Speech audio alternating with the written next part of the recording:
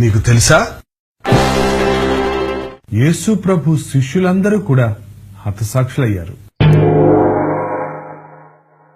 యేసు ప్రభు శిష్యులు పేతురు, యోహాను, యాకోబు, అంద్రెయ, బర్తలోమియ, తోమా, ఫిలిప్పు, చిన్న యాకోబు, తద్దయి, మత్తయి, సీమోను, మత్తీయ వీరందరూ హతసాక్షులయ్యారు.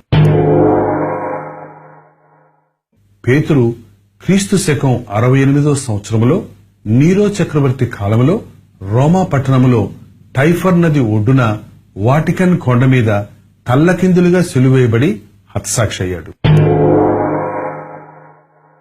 యాకోబు క్రీస్తు శకం 44వ సంవత్సరంలో హేరోదు కాలంలో శిరశ్ఛేదన చేయబడి హతసాక్షి అయ్యాడు. అంద్రేయ క్రీస్తు శకం 69వ సంవత్సరంలో రాళ్లతో కొట్టబడి ఎక్స్ ఆకారంలో సిలువేయబడి హతసాక్షి అయ్యాడు. ఫిలిప్ తల్లకిందులుగా వేలాడగట్టి రాళ్లతో కొట్టినందున రక్తము కారుచు హతసాక్షి అయ్యాడు. బర్తలోమియా క్రీస్తు శకం 68వ సంవత్సరంలో పదును పెట్టిన కత్తులతో చర్మాన్ని ఒలిచి ఘోర హింసలు పెట్టినందున హతసాక్షి అయ్యాడు. మత్తయి క్రీస్తు శకం 90వ సంవత్సరంలో ఇథియోపియా పట్టణంలో రాళ్లతో కొట్టబడి శిరశ్ఛేదన చేయబడి హతసాక్షి అయ్యాడు. తోమా క్రీస్తు శకం 72వ సంవత్సరంలో మన భారతదేశంలో మద్రాసు పట్టణంలో బళ్ళెములతో పొడవబడినందున గాయపరచబడి హతసాక్షి అయ్యాడు.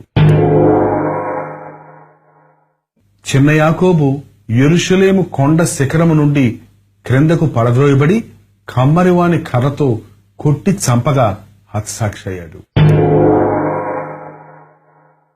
తద్దయి వాడి అయిన బాణములతో బళ్ళెములతో పొడిచి చంపినందున హతసాక్షి అయ్యాడు.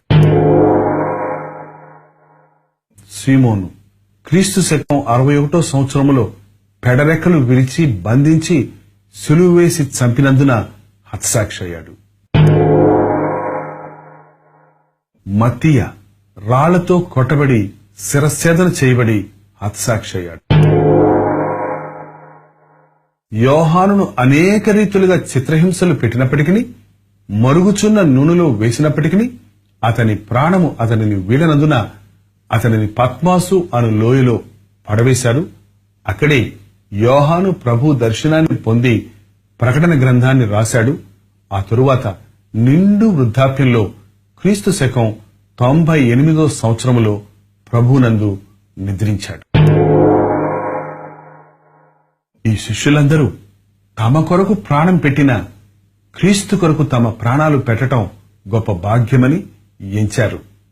యేసునామాన్ని ఎరగనని బొంకనందున, సువార్త ప్రకటించటం ఆపనందున, విగ్రహాలకు మొక్కనందున వారు ఇన్ని రీతులుగా హింసించబడి హతసాక్షులుగా మరణించవలసి వచ్చింది.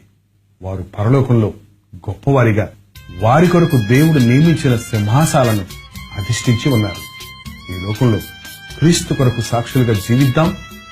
ఆయన కొరకు అవసరమైతే మన ప్రాణాన్ని కూడా అప్పగిస్తానికి సిద్ధంగా ఉందాం.